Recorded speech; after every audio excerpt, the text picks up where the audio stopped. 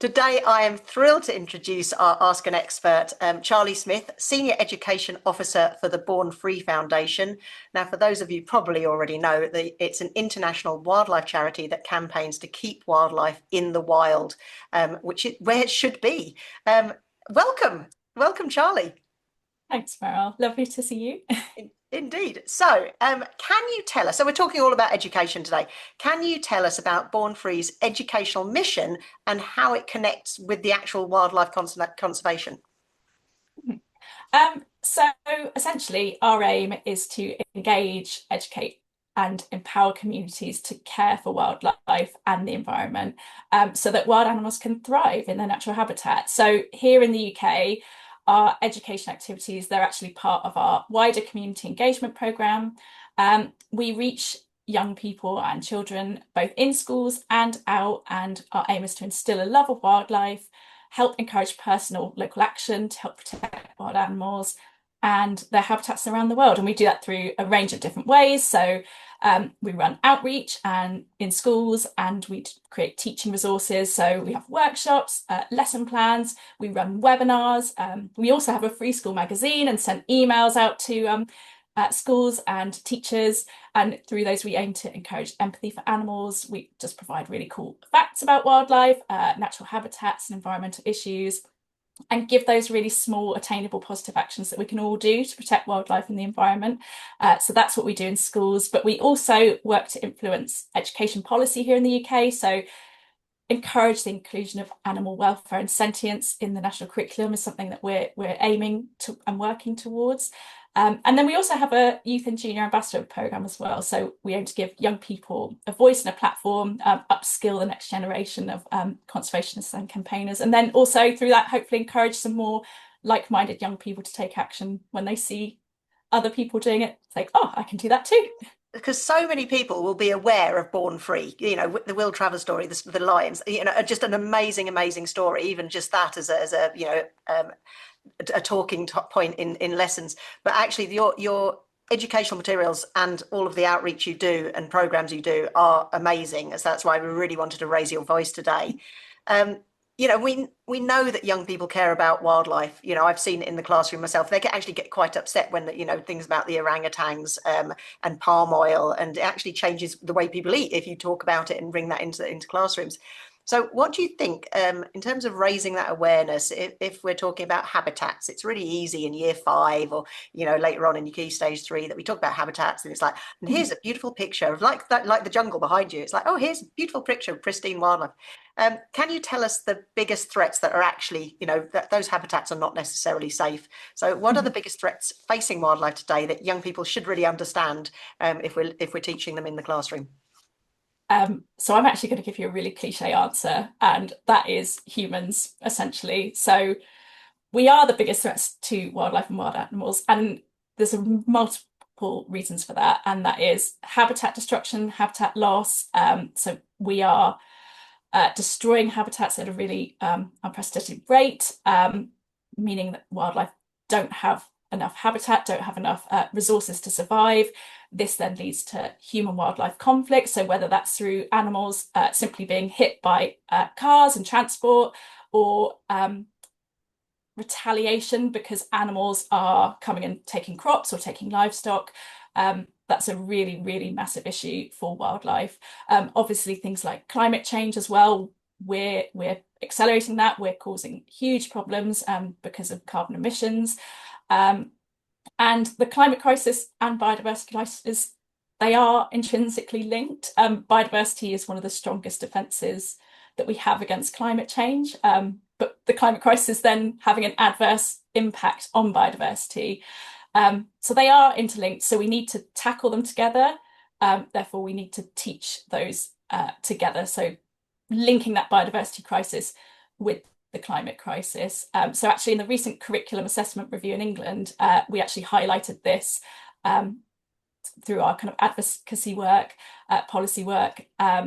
So sadly, whilst climate change was included in that review, and there is Nature, yeah. good news for it, yet there was no mention of biodiversity I know and its I links. searched for Yeah, it and I failed to find it. The that's nature the of thing. exams is in there kind of thing, but Yes, not nature itself. And it's so we know it's so important for young people to become familiar with their own, regional setting, in the wildlife and the surroundings. And I've seen that transformation in young people when you actually start learning about the animals, but also, start being outside in nature ourselves, taking steps to protect animals by either raising awareness. We had biodiversity drop down days where kids would dress up in different animal outfits and talk about oh, lovely. what the issues were with threatening them. Because things like elephants, people think, oh, there's loads of elephants, they're really big. But then you learn that actually only 4% of all mammals biomass is wild now. It's Yeah, all the humans and the really domesticated scary. farm animals. It's like, oh my, because you think elephants and whales are really really big, but no, they're really, we have decimated their populations. So Yeah, every wild animal we need to try and protect, and that's about protecting their natural habitats. So, but there's loads absolutely. of misconceptions. You said the biggest threat is humans there. What other misconceptions that should teachers try and address when they're teaching about wild animals and the threats to them? So one of the misconceptions that kind of comes up quite a lot in schools is actually misunderstanding around animal welfare and sentience, especially when it comes to kind of zoos and zoo visits with their classes. As you mentioned earlier, Born Free, we aim to keep wildlife in the wild. Um, and we understand teachers really want to provide those really exciting, inspirational opportunities and trips for their classes. And zoos and aquariums can seem like the perfect place for that. But actually, they often provide a very one-sided argument in their role of kind of conservation and also animal welfare as well. So in terms of conservation, most animals kept in zoos, the majority here in the UK, um, they're not actually threatened with extinction. And those that are, very few animals are ever released back to the wild. And even very little money from zoos goes towards in situ conservation. So that's conservation in a natural environment of a species. So in a Born Free report, it was found that actually there's a group of large UK charitable zoos. One of those zoos was giving as little as 7p per ticket to wild conservation initiatives. So really, really kind of small amount. And I think that's probably a lot less than people think or realise. In terms of education as well, zoos tend to position themselves as kind of bastions for education.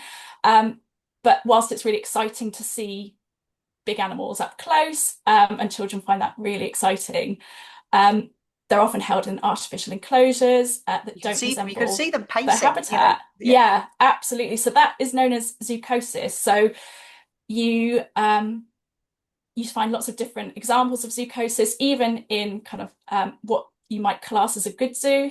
Here in the UK, you might see animals pacing, swaying, bobbing, licking or biting the bars, over grooming. And that actually shows that those animals are really stressed and You not should in see the it. right You can see it environment. with kids in the classroom. Yeah, They're for caged up for sure. too long.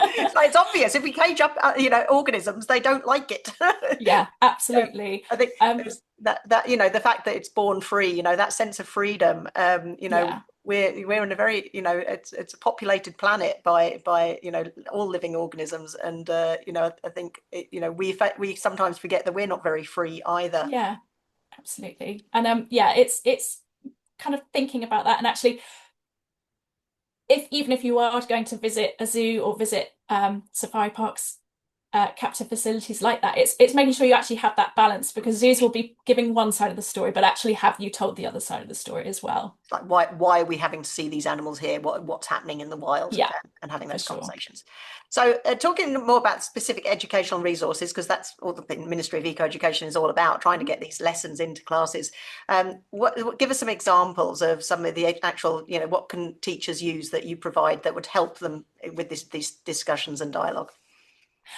So yeah, like I said earlier, we've got a huge array of different resources. We've got workshops that we do in schools, so we can run those in person or remotely, depending on where you're based in the country. But also you can just pick up and go with a huge range of resources that we have online. they're currently hosted on tes.com, but we're currently in the process of centralizing all our resources and creating an educator hub on Born Free's website. So on the 24th of January 2026, that's going to be launched, which is really exciting. But examples, we've got a range of different resources. Some are looking more at animal welfare. So you have those discussions, debates around whether you should visit zoos.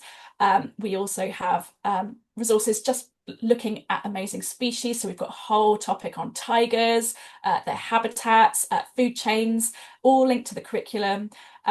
Same with gorillas as well, other big megafauna species, looking at the threats that wildlife face as well. So huge kind of different varied topics, but also linked to the curriculum and hopefully good fun activities. They all have comprehensive teaching notes. So even if it's a subject that the teacher's not super familiar with, hopefully they've got enough information there that they can just get up and run with it. And we know that young people love learning about it, but there's no point in making this glossed over and saying, oh, here's the tiger, and that's, you know, camouflaged, and it's like, no, here's the tiger and it's going to struggle and we need to help it. You know, I think that's for me, you know, it's making it real and tangible. But I'm, you know, your resources are amazing, and I think that's one of the reasons we really wanted to highlight them. And so the fact that you're getting them in one central hub now will make it much more easy for teachers to find them. We'll put the link out with this video. Amazing.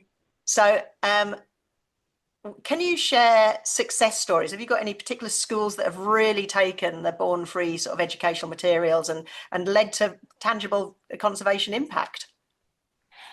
So a lot of the time we hear kind of feedback from teachers, which is always lovely to hear. One school in particular, actually last year, I ran some workshops for a school in Somerset, and their eco club then chose to run at their summer fair their own stall, which was fundraising for Born Free, had information about all they'd learned, so that they could present it to the parents, and then the whole school community could go along and understand how they can make those small positive changes for wildlife. So we have lovely little stories like that. They highlight conversations as well that have been unlocked after the sessions we have with them. So many schools and teachers have talked about holding debates, discussions about whether actually should we go on a trip to the zoo next year, writing persuasive letters. And we even had one teacher as well. They told us that they'd seen their class after in break time running around the playground, telling all their peers actually, oh, did you know animals don't have very much space in zoos? Maybe think twice before visiting them. So just those really lovely little stories. So yeah, it's really nice to hear. And what we're doing at the moment as well, we're actually seeing the impact that our workshops have on schools. So we're making sure that we're assessing those workshops and seeing the impact that they have with classes as well, so we can actually see that tangible effect. Whilst those stories are absolutely lovely. What's really useful is that you know, we do occasionally have the textbooks and things will gloss over some of the bigger issues that we have, and we know about things like climate change linking to, you know, biodiversity loss, and they're interrelated, and biodiversity can be part of those nature-based solutions. You know, trees take down carbon and store it through their leaves, so we need to keep the jungles and keep the, you know, the tropical rainforests and all the rest of it. But so in a way it makes learning for young people about animals that they care for and can love, and learning about the issues surrounding that can help bring other conversations into those you know, into the classroom. And I think that's invaluable in a way, because it's you know, coming at it from lots of different angles, you know, about some of the really serious issues we do have, when you look at it from through a tiger's eyes, or, you know, or through a giraffe's eyes, you just think actually they're having a really hard time. What can we do? Absolutely. You know, and raising and the funds. thing is, go ahead. No, and sometimes it seems like those habitats as well, we learn about the rainforest, we learn about the oceans and African savannas, but a lot of the time kids can be like, well, that's really far away, I can't stop a tree being cut down in the Amazon. But it's about then giving them those tiny little tools that they can take away and actually go, this is making a difference, even though those things are far away. Global, I can change. Think global, act local is what, you know, because we've only got so much of a sphere of influence, but that, as you say, it can send out ripples to the wider school community, and then the external community of parents. And so absolutely. And so, my last question, because these videos we try and keep them quite short. If you've got one key message that you want every teacher to take away from this conversation, what would it be? So one thing that I would say for teachers to take away is to have a think. And if you love animals and your class love animals, which I'm sure they do, then question visiting a zoo or even running experiments such as chick hatching or tadpole rearing in your class and think about, is this in the best interest of those animals? Am I encouraging empathy towards those animals by running these experiments or by visiting these venues? And you think, actually, well, I don't necessarily want to take that opportunity away from the children. One thing to think about is actually children love dinosaurs and they will only have ever seen models, skeletons, animations of them on TV. So just thinking, actually, do I need to see a lion or a gorilla or a giraffe up close to understand it? And do I need to run a trip to a zoo just because it's something we've always done? Is it actually better to appreciate wild animals, their absolute full majesty and natural behaviour and their habitats by even just as simple as looking at photos, viewing videos of them living wild and free? And again, if it's still something you're not sure about, maybe ask your students, pose that question to your pupils, like, should we do this on our next trip? And lay out those different arguments and see what they say. They might surprise you. No, absolutely. I think in terms of empathy, they can be very, very empathetic with the knowledge that once they when they start to think about it and understand it. There's so much work to do. We know that, but we know that education is key to transforming society and the way we think. And if we can put a little bit of pressure on those zoos and other conservation efforts, and support organisations like the Gorgeous Born Free. I love the work you do. It's hugely, hugely important that we raise awareness that these glossy picture books aren't necessarily always the case, and that we've got work to do. Yeah. But thank you so much for the chat, Charlie. It's been a real joy. It's lovely and short, but so just for people to take away. But look at your website, download those resources, make connections and get those workshops going on. And that's really education, and that's fantastic. Thank you so Yeah, much. absolutely. No, thank you so much, Mel. And yeah, we look forward to hearing from you all.